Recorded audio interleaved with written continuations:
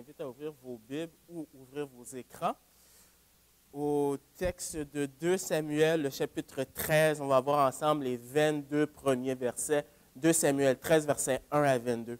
Étant donné qu'on a beaucoup de matière à couvrir, je ne vais pas lire d'un seul trait. Je vais lire par section, puis je vais commenter. Juste avant, je vais prier. Père éternel, on te demande que tu puisses changer nos cœurs, parce que c'est seulement ta parole qui peut changer le cœur d'un individu religieux, d'un individu qui ne t'aime pas. C'est seulement toi qui peux porter des fruits dans nos cœurs pour ta gloire. Amen. Alors, il y a quelques années de cela, il y a un Esquimau, un chasseur de loups, quelqu'un qui traquait les loups, qui a expliqué la façon comment il s'y prenait. Alors, la méthode, c'était d'avoir un couteau extrêmement aiguisant. Il trempait ce couteau dans le sang. Et la particularité, c'est qu'il s'attendait à ce que le sang puisse commencer à geler pour former une fine glace sur la lame. Il répétait le processus plusieurs fois, ainsi pour s'assurer qu'après un certain temps, la lame serait couverte de plusieurs couches de glace.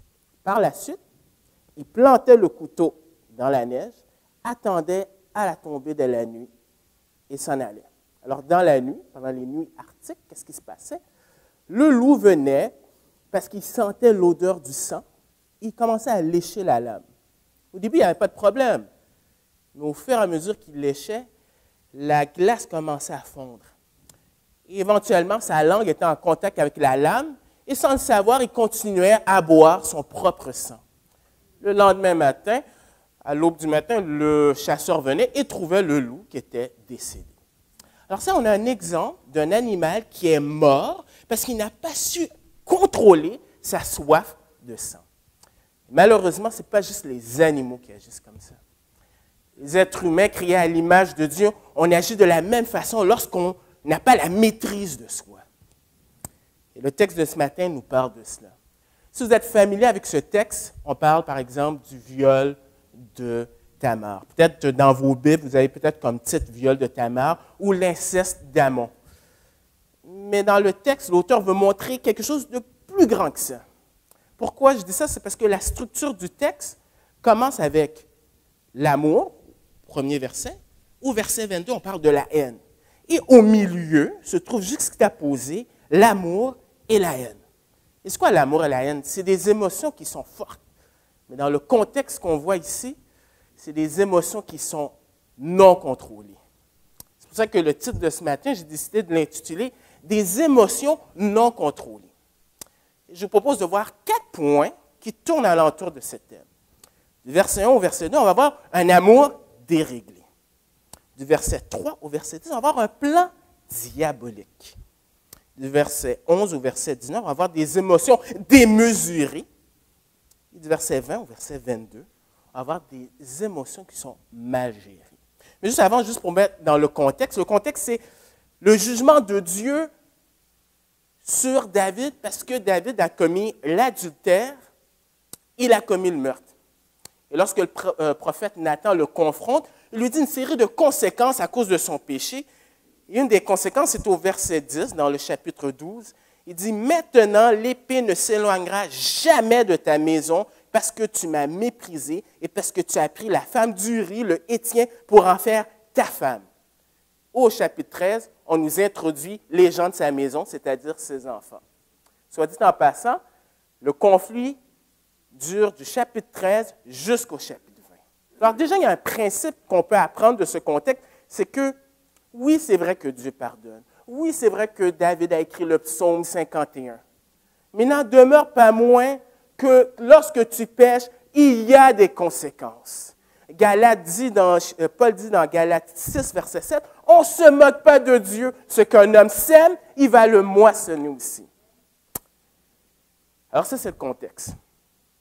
Alors le premier point, c'est qu'on va voir, c'est un amour déréglé. Alors, au verset 1, on nous dit, « Après cela, voici ce qui arriva. Absalom, fils de David, avait une sœur qui était belle et qui s'appelait Tamar. » Or, le mot « amour » se retrouve plusieurs fois dans la Bible, selon les contextes. Par exemple, dans l'Épître de Jean, on nous dit que Dieu est amour. Dans l'Évangile de Jean, on nous appelle à nous aimer les uns les autres. Paul, dans son épître, va dire il faut abonder encore plus dans l'amour. Mais ici, l'amour qu'a Amnon pour Tamar, ce n'est pas un amour qui se donne, ce n'est pas un amour sacrificiel. Même si le mot qui est utilisé dans l'original, c'est agapé. Mais ce n'est pas ce genre d'amour. Alors si ce n'est pas ça, comment on peut appeler cet amour-là? Il y a un mot pour ça, la convoitise. Et pourquoi? La beauté de Tamar. Quelqu'un qui est beau, quelqu'un qui est belle, c'est un don de Dieu, comme parmi plein d'autres dons. Et la Bible, des fois, met en lueur des personnes qui sont plus belles que d'autres. C'est un fait. Moi, je n'ai pas de problème avec ça. Par exemple, quand les gens disent que mes enfants sont beaux, moi, je leur dis, je n'ai rien à voir là-dedans, c'est mon épouse. Mais pour être sérieux aussi, ça me fait penser aux paroles de Billy Graham. Billy Graham a dit, lorsque tu regardes une personne, ce n'est pas ça le problème. C'est le deuxième, c'est le troisième, c'est le quatrième regard. Et moi, je dirais même, quand ton premier regard est un regard qui prend du temps, tu es dans le trouble. Et si c'est ta situation ce matin, laisse-moi te dire, fais attention parce que tu es dans une pente qui est extrêmement difficile à remonter et cette pente-là mène à plusieurs catastrophes. Pour Amnon, par exemple, ça avait des effets physiques. Verset 2, on nous dit, Amnon était tourmenté jusqu'à se rendre malade à cause de Tamar. Alors voici un homme qui n'a aucune maîtrise sur ses pulsions sexuelles. Il est esclave, la sexualité est une idole pour lui. Mais avant de lancer la pierre sur Amnon, l'Évangile de Jean nous rappelle que celui qui pratique le péché est esclave du péché, quel que soit le péché. La colère, la médisance, le mensonge, le vol. Lorsqu'on le pratique, on devient esclave. Et Amnon est esclave de ce péché. Mais il n'y a pas juste la convoitise qui est un problème pour lui. Il y a des désirs qui sont non comblés. Au verset 2, on nous dit qu'il se rendait malade à cause de Tamar, sa sœur. C'est ironique. Voilà un homme, Amnon, qui est le premier fils de David. Normalement, c'est lui qui va être l'héritier du roi. Il peut avoir toutes les femmes qu'il veut, même les concubines. Il fait la même chose que son père. Il décide de porter son regard sur quelqu'un qui n'a pas le droit. Et la personne, c'est sa sœur. Dans 2 Samuel 3, les 5 premiers versets, on nous explique un peu les fils de David, en tout cas au début. Et on apprend que Amnon et Absalom sont des demi-frères et que Tamar est la demi-sœur de Amnon. Le problème, c'est que c'est interdit par la loi. D'ailleurs, la relation frère et sœur vient à peu près 11 ou 12 fois dans cette péricope, juste pour nous montrer à quel point cet amour-là, c'est odieux. Et le livre de Lévitique l'interdit, Deutéronome aussi. Si on regarde Deutéronome 27, au verset 22, on dit ceci. Alors, bien sûr, vous savez que Abraham était marié avec Sarai. Sarai, c'était sa demi-sœur. Mais ça, c'était avant l'époque de la loi mosaïque. Alors, Deutéronome 27, verset 22, dit « Maudit soit celui qui couche avec sa sœur, fille de son père ou fille de sa mère. » Alors, il y a un problème. Mais il n'y a pas juste ça. Elle est vierge. Verset 2, encore, on nous dit « Sa sœur, car elle était vierge, et il paraissait difficile à Amnon de faire sur elle, remarquez, il ne dit pas pour elle, mais sur elle, la moindre tentative. » Voilà un gars, déjà, on sait ses intentions, il veut vraiment chercher ses propres intérêts. Elle était vierge, non, elle était mature pour avoir des relations sexuelles, mais pas juste ça. Comme elle était une princesse, alors, à cette époque-là, on s'assurait que les princesses, quand même, il fallait qu'on présente au roi quelqu'un qui est vierge, donc elle était séparée. D'autant plus qu'on sait que, en tout cas, selon les Écritures, David avait à peu près 20 fils. Mais peut-être qu'il avait des filles, mais au moins on sait qu'il y avait une fille, et c'est Tamar, sa petite princesse. Donc, raison de plus pour qu'elle soit isolée. Alors, il ne faut pas penser qu'Amnon rencontrait Tamar souvent. Donc, il ne faut pas s'imaginer ça. Probablement, c'est un peu comme un coup de foudre. Probablement, vous avez tous vécu des coups de foudre. Je me souviens, j'avais un ami qui avait l'habitude de me dire à chaque 2 mois la même phrase. « Ah, j'ai rencontré la femme de ma vie, je veux l'épouser. » Et c'était ainsi à chaque fois. Et lorsqu'on regarde cet amour déréglé, quel principe pour nous ce matin, déjà en partant, on peut comprendre? C'est que tout commence là. On ne devient pas accro de la pornographie du jour au lendemain. On ne devient pas adultère du jour au lendemain. On ne devient pas meurtrier du jour au lendemain. Mais il y a un processus qui se fait. Et la façon d'arrêter ce processus, c'est le psaume 119, au verset 9, qui parle de l'amour que le psalmiste a pour la parole de Dieu. On dit, comment le jeune homme ou la jeune femme rendra-t-elle pur son sentier en se dirigeant d'après ta parole? Je te cherche de tout mon cœur. Ne me laisse pas m'égarer loin de tes commandements. Je serre ta parole dans mon cœur afin de ne pas pécher contre toi. Il y a un homme qui a dit que ce livre-là, si tu t'approches, si tu médites, si tu te rapproches de Dieu, les idoles alentour et les péchés vont s'éloigner parce qu'ils auront moins d'importance pour toi. Mais le contraire est vrai. Si tu t'éloignes, si tu ne prends pas le temps de développer cette relation avec Dieu, bien, ton cœur va graviter alentour d'autres idoles et les péchés vont s'approcher comme un aimant. Malheureusement, Amnon n'a pas profité des ressources qui étaient à sa disposition. D'ailleurs, son père était David, celui qui a écrit des psaumes, le psalmiste par excellence. Il avait accès à la Torah, à la parole de Dieu. Au lieu de méditer sur la parole de Dieu, il médite un plan diabolique. Et ce plan-là, d'abord, ça a commencé par le plan qui est proposé. Et celui qui est l'instigateur de ce plan, c'est Jonadab, au verset 3, au verset 4. Alors, au verset 3, on nous dit, qui est Jonadab? Au verset 4, on nous présente sa question. Alors, au verset 3, on nous dit, Amnon avait un ami nommé Jonadab, fils de Chiméa, frère de David, et Jonadab était un homme très habile. Alors, ce qu'on sait de lui, Jonadab, c'est le neveu de David, c'est le cousin d'Amnon. Mais qu'est-ce qui est intéressant? On nous dit que c'est un homme très habile. Dans l'hébreu, selon le contexte, on peut dire que c'est un homme qui est sage. Des fois, on utilise cette expression pour sage. Mais comme le mot amour ici, il faut le prendre dans un sens négatif. C'est-à-dire que Amnon, c'est quelqu'un qui n'a pas de standard. C'est un homme qui n'a aucune conscience qui le dérange. Sa devise, c'est vraiment la fin justifie ses moyens. C'est quelqu'un qui est ingénieux au mal. Et finalement, Jacques dira, je pense dans Jacques 3, verset 15, oui, il est sage, mais c'est une sagesse qui est charnelle, une sagesse qui est diabolique. Et qu'est-ce qui fait peur dans toute cette histoire? C'est le bon copain de Amnon. La Bible parle de l'influence des pères, de façon positive ou négative.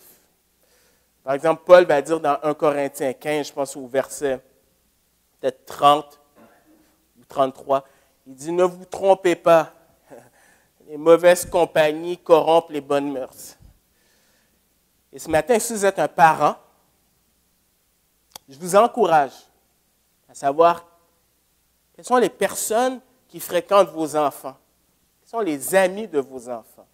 Prenez le temps de les inviter chez vous, mais informez-vous parce que vous le vouliez ou non, ils exercent une influence, bonne ou négative. Et pour Amnon, c'était négatif. Bon, au verset 4, on a la question. Il lui dit, pourquoi deviens-tu ainsi chaque matin plus maigre, toi, fils de roi? Ne veux-tu pas me le dire? Amnon lui répondit, j'aime Tamar, sœur d'Absalom, mon frère. Alors, visiblement, c'est clair qu'on peut voir que ça ne va pas bien dans le visage de Amnon. C'est normal parce que le texte nous dit qu'il en était malade. Mais regardez la question subtile de Jonadab. Est-ce que tu n'es pas fils de roi? En d'autres mots, là, tu peux tout avoir, c'est toi l'héritier. Demande et tu peux le réclamer. La pire chose à faire pour un gars qui est déjà esclave de ses convoitises. Il met de l'essence déjà sur le feu. Et finalement, Amnon lui dit qu'il est en amour avec sa demi-sœur. Alors, au lieu que Jonadab puisse le rediriger vers la parole de Dieu, lui donne un conseil. Conseil au verset 5, Jonadab lui dit, « Mets-toi au lit et fais le malade. Quand ton père viendra te voir, tu lui diras, « Permets à Tamar, ma sœur, de venir pour me donner à manger, qu'elle prépare un mets sous mes yeux, afin que je le voie et que je le prenne de sa main. » Son conseil, c'est manipule ton père, mens à ton père, parce que ton père est la personne clé pour avoir Tamar. Parce que Tamar est isolée. On ne peut pas l'avoir, ce n'est pas facile. Donc, il faut quelqu'un pour pouvoir la sortir de là. Et qui peut le faire? Qui a l'autorité sinon que le roi David? Et pour essayer d'enlever les soupçons, parce que ça paraît un peu bizarre, pourquoi tu demanderais de voir ta demi-sœur que tu ne vois pas souvent? Pourquoi tu ne demandes pas à ta mère ou à une servante? Alors, on va jouer la carte d'un mets. Et souvent, c'était des mets qui étaient utilisés lorsque tu étais malade. Alors, je ne sais pas si vous vous souvenez quand vous étiez malade et que votre maman venait vous apporter une bonne soupe. C'est un peu cette idée-là. C'est pour essayer de camoufler les soupçons. Alors, on a le plan qui est proposé. Alors, qu'est-ce que Amnon va faire? Eh bien, il va l'exécuter. Première chose, c'est attirer Tamar chez lui. C'est ça le but. Alors, au verset 6, on dit, Amnon se coucha et fit le malade. Le roi vint le voir et Amnon dit au roi, je te prie. Alors, j'imagine que peut-être qu'il y a une voix comme, je te prie que Tamar, ma sœur, vienne faire 2 gâteaux sous mes yeux et que je les mange de sa main. David envoya dire à Tamar dans l'intérieur des appartements, va dans la maison d'Amnon, ton frère, et prépare-lui un mets. Tamar alla dans la maison d'Amnon, son frère, qui était couché. Elle prit de la pâte, la pétrit, prépara devant lui des gâteaux et les fit cuire. Prenant ensuite la poêle, elle le versa devant lui.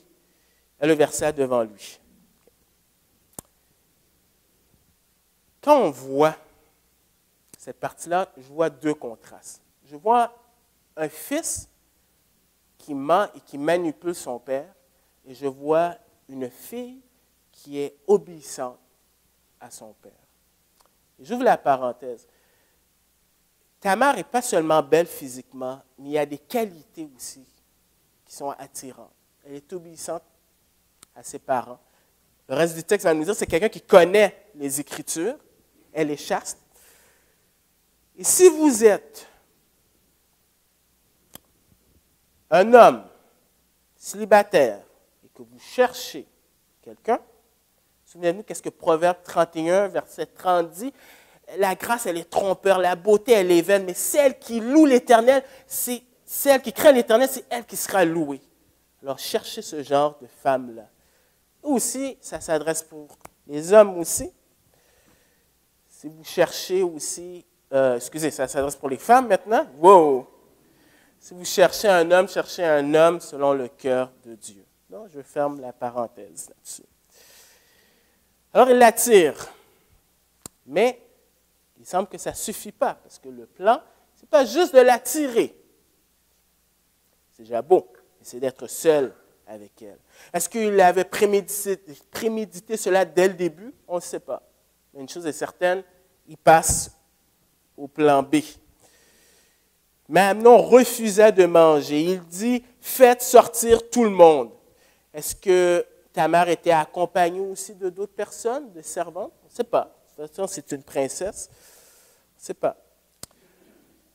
Alors, au verset 10, il dit, alors Amnon dit à Tamar, apporte le mets dans la chambre et que je le mange de ta main. Tamar prit les gâteaux qu'elle avait faits et les porta à Amnon, son frère, dans la chambre. Elle n'a pas de raison de soupçonner quelque chose de pervers. De toute façon, l'amour ne soupçonne point le mal. Son père lui avait dit, va donner quelque chose à manger à ton frère. Mais quand je vois ce plan diabolique, je pense qu'un des principes qu'on peut voir, c'est que le péché, on voit que le péché, ça amène à des étapes. Vous vous souvenez quand j'ai parlé de Pâques, on le voit. Ça me fait penser un peu au psaume 1, lorsqu'on parle du chemin, du pécheur ou du méchant, le moqueur et le pécheur. On voit ça, la progression qui arrive dans la vie d'Amnon. Là, on vient de voir un cœur qui est, déréglé, un plan qui est diabolique, et maintenant, on va voir des émotions qui sont démesurées. Et ça se présente d'abord par des désirs incontrôlables. Ça se manifeste par la violence. Verset 11. Comme elle lui présentait à manger, il la saisit et lui dit, « Viens, couche avec moi, ma sœur. » Le mot « saisir » ici implique quelque chose d'extrêmement violent. C'était le même terme qui est utilisé dans 1 Samuel 17, verset 35.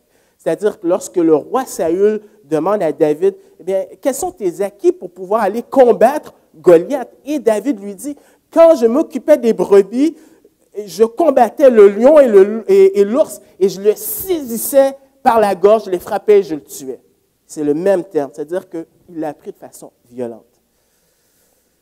Mais regardez le contraste. Non seulement il la prend de façon violente, mais il lui dit des mots d'amour. « Viens, couche avec moi, ma sœur. » C'est le même terme qui est utilisé dans Cantique des Cantiques, le chapitre 5, verset 1. Le contexte, c'est l'union conjugale entre un homme et une femme, dont le sexe dans le bon contexte du mariage, et le terme qui est utilisé, c'est « ma sœur ». Mais c'est souvent le témoignage qu'on entend des femmes qui sont battues. Les hommes sont violents, mais ensuite dit des paroles d'amour. Quel contraste.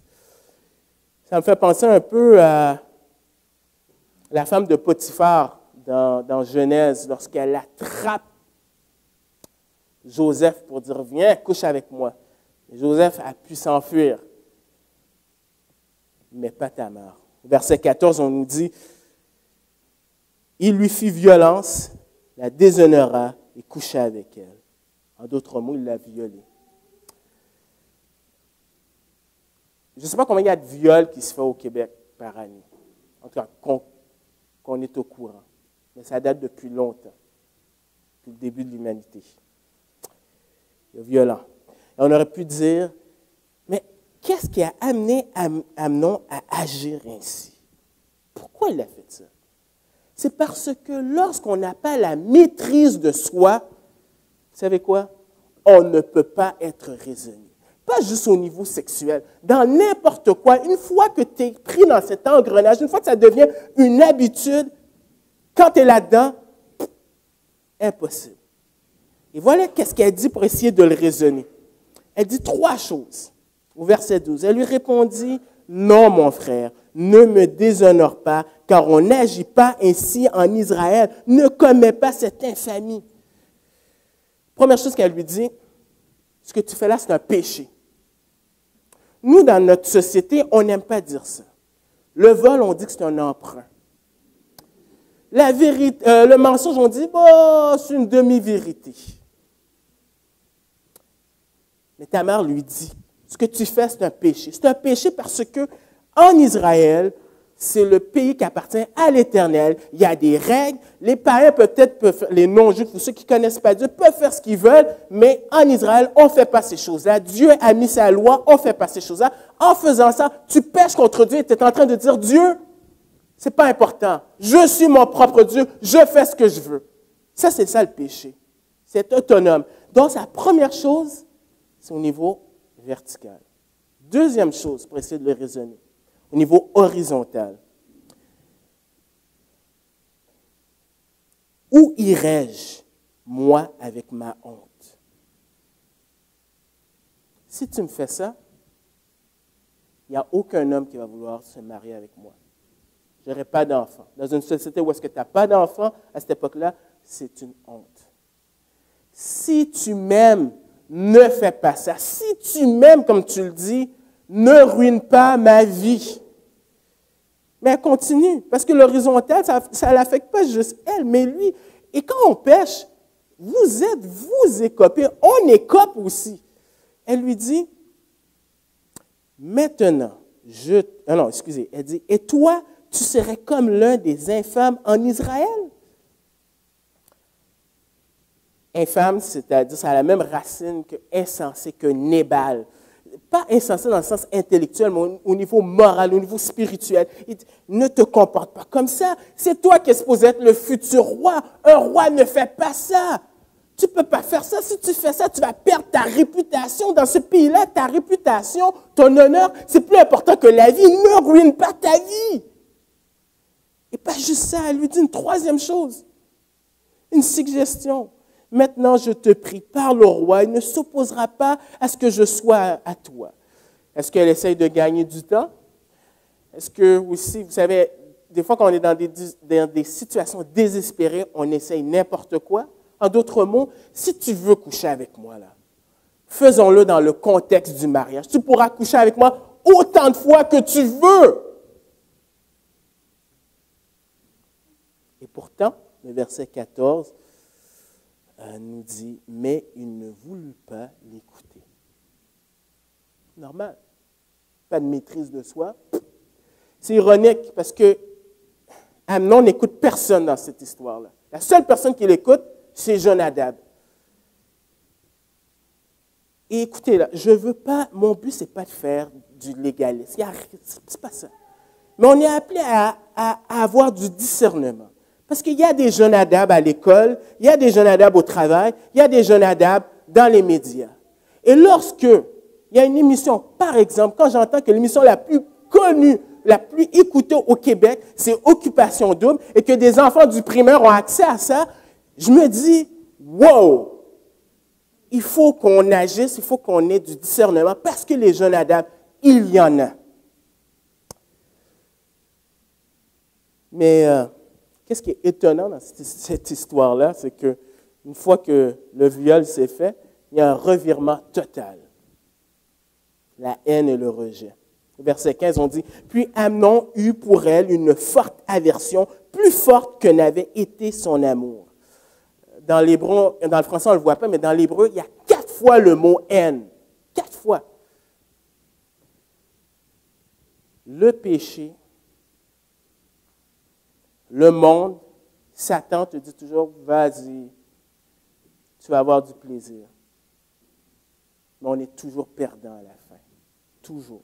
C'est comme Judas. Il a vendu Jésus, mais finalement, il n'y avait pas la satisfaction et sa conscience l'a tellement dérangé qu'il a préféré se pendre. Ça nous rappelle, malgré ce que le monde peut nous dire,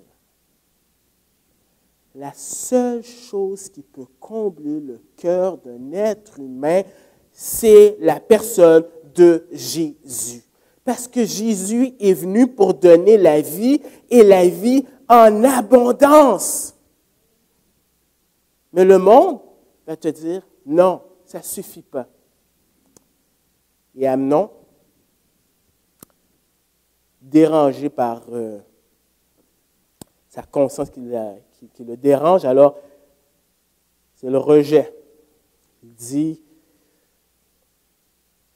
lève-toi, va-t'en. Là, c'est plus Tamar, celle que j'aime. Lève-toi, va-t'en.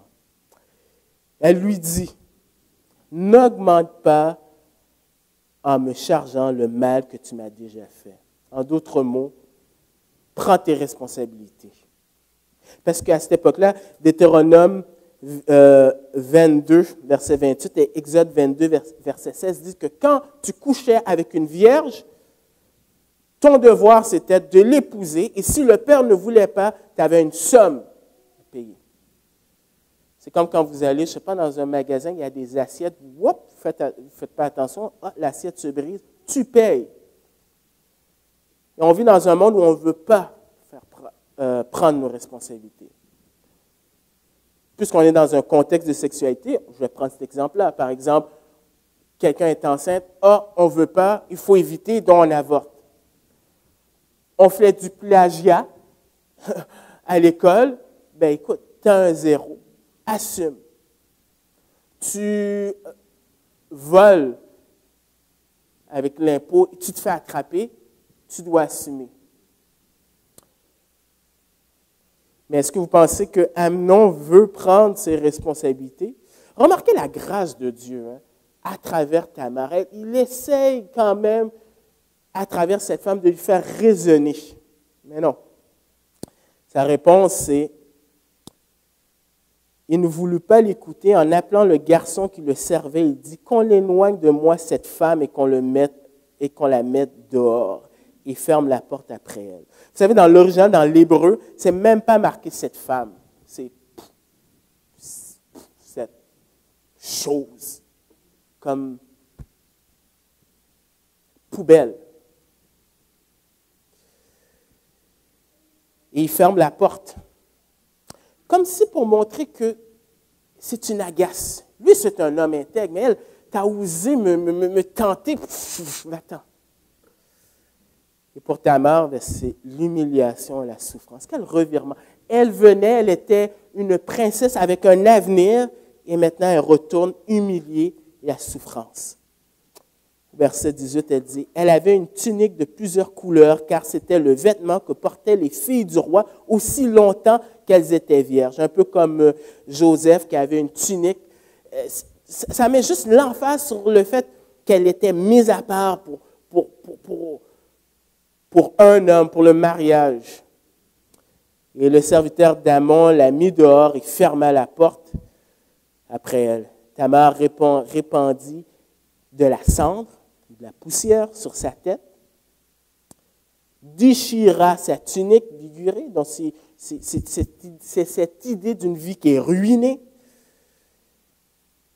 Elle mit la main sur sa tête et s'en alla en poussant des cris en poussant des cris. Donc, elle exprime sa perte, elle exprime sa souffrance. Et ça, c'est en passant, vous savez, c'est correct d'exprimer sa souffrance. Il ne faut pas croire que parce qu'on est des chrétiens, que quand ça fait mal, on a ce sourire. C'est correct de pleurer. C'est correct qu'on a mal. C'est correct. Le danger, c'est lorsqu'on n'a plus de maîtrise de soi et qu'on passe à la déprime totale. Quand je vois cette histoire-là, cet aspect-là, je pense qu'un des principes, je pense qu'on peut voir, c'est que vous voyez que le péché a des conséquences. A des conséquences. Et c'est écrit pour qu'on apprenne à ne pas faire les mêmes bêtises. On n'est pas obligé d'apprendre lorsqu'on est dans ces situations-là. On n'est pas obligé. Quoi qu'en soit, on a vu un cœur qui est déréglé, on a vu un plan qui est diabolique, on a vu des émotions qui sont démesurées. Et maintenant, on va voir des émotions qui sont mal gérées. Elles sont mal gérées, ces émotions-là, malgré les apparences. Parce qu'Absalom ne se venge pas. Au verset 20, Absalom, son frère, lui dit, « Amnon, ton frère, a-t-il été avec toi? » Il semble que Absalom connaissait Amnon et ce qu'il était capable de faire. « Maintenant, ma sœur, tais-toi. C'est ton frère. Ne prends pas cette affaire trop à cœur. » Et Tamar, désolée, demeura dans la maison d'Absalom, son frère. Alors, ce qu'Absalom fait en apparence, ce qui est bien, c'est qu'il se concentre sur la victime. On a besoin de personnes à l'Église qui se concentrent sur des gens qui ont le cœur brisé. Alors, c'est bien en apparence. Il se concentre, où est-ce qu'il doit se concentrer? Les victimes. Il lui dit, écoute, ça ne sert à rien de dire ça, il ne faut pas causer un scandale. Viens vivre chez moi. Et on voit l'amour d'Absalom pour sa sœur. D'ailleurs, quand Absalom, on mentionne ses enfants, il a eu une fille. Il l'a nommée Tamar. On voit vraiment qu'il aimait sa sœur. Donc, en apparence, on se dit, wow, c'est bien. David aussi, en apparence, parce que le texte nous dit, le roi David apprit toutes ces choses et il fut très irrité. Et c'est normal, irrité parce qu'il a été exploité, manipulé. Aucun roi aime être manipulé par son fils, menti par son fils. Il a appris ce que son fils a fait à sa sœur. Donc, il est en colère et c'est normal d'être en colère par rapport à l'injustice. La colère n'est pas un péché en autant que ce soit orienté. Donc, on se dit, oui, c'est bien, il gère bien ça. Mais dans la réalité, David reste inactif. Pourquoi il reste inactif? Peut-être trois possibilités. Peut-être la première, c'est qu'il se dit, je suis mal placé pour corriger mon fils. J'ai tué un homme, j'ai couché avec une femme qui ne m'appartenait pas. Je suis très mal placé pour faire ça. Donc, je refuse. C'est vrai qu'on est tous des pécheurs. Mais cela n'enlève pas notre responsabilité de nous exhorter les uns les autres. Quand Paul dit dans Galates, si tu vois un frère qui tombe, eh bien, de le reprendre, mais il dit de le reprendre aussi avec un esprit de douceur, avec amour, et de ne pas avoir cette attitude de supériorité, parce que c'est ça le problème. Quand tu veux reprendre quelqu'un en te disant que moi, je suis meilleur, Jésus dit, enlève ta poutre, et là, tu pourras enlever la paille. Mais ça n'enlève pas la responsabilité d'agir, et David, étant loin de l'Éternel, étant le représentant de Dieu, il fallait qu'il agisse. Peut-être aussi, il se dit, c'est mon premier-né. Dieu a promis qu'il y aurait une dynastie à travers moi qui dirait pour toujours. Ça paraît mal là si je reprends mon fils, donc, oh, non. Ou peut-être que tout simplement David a les mains liées. Il a les mains liées parce que Amnon s'est arrangé pour chasser tout le monde. Donc, personne n'est témoin du viol. La seule personne qui peut témoigner contre Amnon, c'est Tamar. Mais Absalom lui a dit, chut, pas un mot, dis rien. Donc, David écrit. Quoi qu'il en soit, il reste inactif. Et c'est vrai que dans la vie de David, avec ses autres fils, on voit ce pattern qui reste inactif, lâche. Et Absalom, il est son frère. En apparence, tout est correct, mais il est son frère parce que le verset 22 nous dit « Absalom ne parla ni en bien ni en mal avec Amnon, mais il le prit en haine parce qu'il avait déshonoré Tamar, sa sœur. » Et le reste du verset nous dit il va attendre 2 ans, il va tuer son frère. Et pour Absalom, c'est intéressant parce que lorsque tu es une victime, tu as 2 choix. 2 choix. Tu peux remettre ça à Dieu et dire, c'est à lui. Comme Paul a dit, c'est Dieu qui s'occupe de ça. À moi la vengeance, à moi la rétribution. Laisse ça à Dieu. Ou tu peux essayer de garder ça dans ton cœur. Et si tu gardes ça dans ton cœur, parce que tu as été une victime, ça va te ronger. Remarquez, s'il dit, je vais attendre qu'il s'excuse. Mais le texte, verset 23, dit 2 ans après. Amnon ne montre pas un intérêt qui va demander pardon. Donc, si tu t'accroches à ça, tant qu'il ne me dit pas pardon, le jour qu'il me dira pardon, lâcherai-le. Non. Lâche, donne ça à Dieu. Vis ta vie avec Dieu. Donne ça. Donc, on vient de voir 4 choses. Des émotions déréglées, un plan diabolique, des émotions démesurées et des émotions mal gérées. Et ce matin, qu'est-ce qu'on peut apprendre? Il y a beaucoup de choses à apprendre. Probablement, ce n'est pas un problème d'émotion, mais de cœur. Parce que les émotions, en soi, ce n'est pas ça le problème. C'est le cœur. Jésus a donné le bon diagnostic de l'être humain. C'est à partir du cœur que vient l'adultère et toutes les autres choses. Donc, c'est un problème de cœur. Le péché, c'est laid. Sauf que nous, on ne comprend pas ça. On ne comprend pas que c'est laid le péché, jusqu'à ce qu'on tombe dans des textes comme celui-ci, où est-ce qu'on se dit « yark ». Et pourtant, on est tous comme ça, parce que la Bible dit qu'on est tous des pécheurs.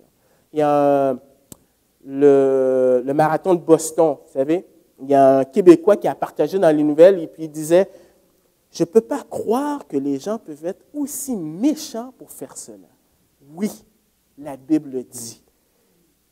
Et ça, c'est la première chose. La deuxième chose, on voit l'échec de David et sa famille. S'il y a une famille qui aurait dû être différente, c'est bien la famille de David. David, l'homme, selon le cœur de Dieu, Dieu dit, voilà mon homme. On aurait pensé que sa famille serait un exemple, mais c'est un échec total. Et ça nous apprend aussi qu'on n'a pas le droit ce matin de dire, ça ne me concerne pas. Moi, je viole personne. Mais Jésus dit, si tu regardes quelqu'un dans ton cœur, tu as déjà commis l'adultère. Jésus dit, si tu as la haine pour ton frère, tu as commis un meurtre. Jésus dit finalement que tous, ou Paul dit que tous ont péché, ils sont privés de la gloire de Dieu. Donc, il n'y a personne ce matin qui peut dire, ça ne me concerne pas. On est dans le trouble.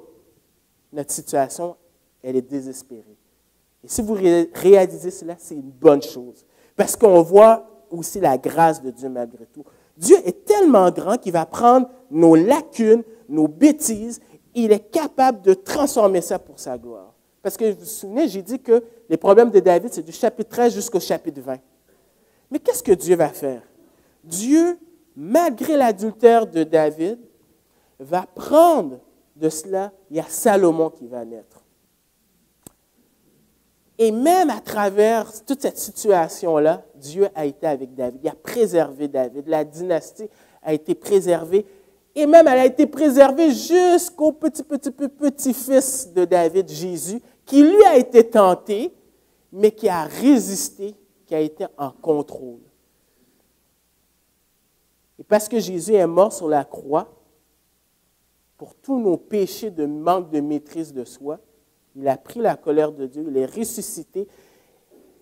Et la bonne nouvelle, c'est que seul l'Évangile peut changer un cœur. Parce que le problème, c'est un problème de cœur, et la seule personne qui peut régler ce problème de cœur, c'est le chirurgien par excellence, c'est Jésus.